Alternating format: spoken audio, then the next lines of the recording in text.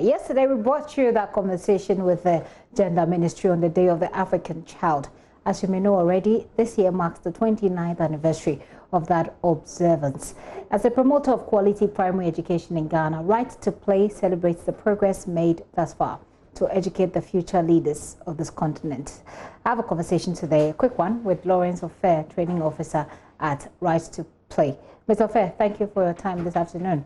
Let's talk about the progress your research or your work shows that we have made so far in this regard when it comes to children.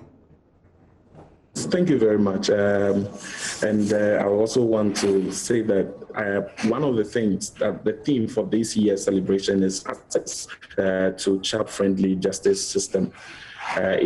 We cannot have a kind of a system that is friendly if children, particularly in the rural areas, don't have the same access to education as those in the cities. And so following the lockdown of schools on the by somewhere on the 16th, we realized that government's intervention to have virtual learning on TV will also hinder some of the children who are in the rural communities. We are aware that research shows that only about 45% of the households in Ghana have access to television. And so we put in place a strategy to reach children in homes. What we basically did was to make sure that these children have access to material to read, and then we leverage on teachers who are living within the communities to reach out to these teachers and then support them with learning, because at the same time educate them on the COVID-19. And you'll be surprised, there are a lot of people who really were living with the myth. As of today, we have been able to reach about 20,000 children in 5 districts. We have reached households of about 2,000, reaching about 10,000 adults.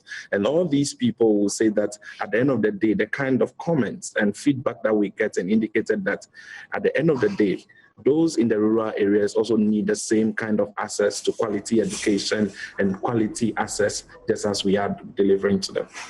And finally, what do we do from here going forward? What are some of the good things that we can do based on the work you have done? Right. So we are currently partnering with the Ministry of Education and then USAID to also bring in radio programming, so that at the end of the day, those children, those who are unable, we are unable to reach directly, could also have access on radio. And so we want to encourage anybody who wants to support. The most important thing is that we want to be able to reach every household. And we are encouraging everyone to get on board to make sure that these children, about 4.5 million children that are home now, would have equal access to education. Because the exams they write is not meant for only those in the cities, it is meant for everyone. And they all must enjoy equal access to education during this COVID-19 pandemic. Mr. Lawrence Ofer, thank you very much for your time and for the good work you're doing for children. So 4.5 million children estimated to be at home.